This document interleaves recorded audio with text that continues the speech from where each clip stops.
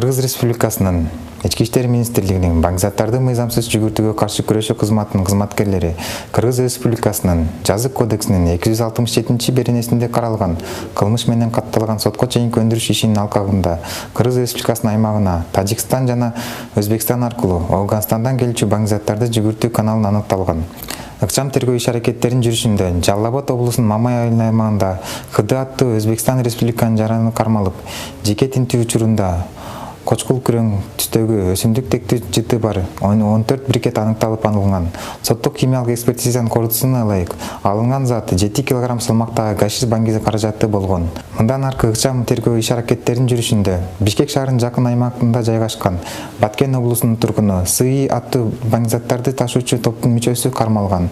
Анын автоунаасынын кароо учурунда күрөң түстөгү өсүмдүк тектүү жыты бар 9 брикет аныкталып алынган.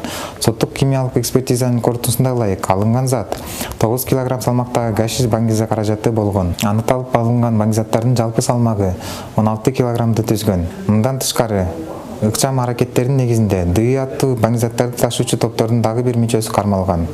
Кыргыз Республикасынын ийинди баңгизаттарды мыйзамсыз жүгүртүүгө каршы күрөшүү кызматынын туруктуу негизде республикасынын бардык аймактарында ушундай сыяктуу кылмыштарды аныктоо боюнча тиешелүү иш-чараларын жүргүзөт.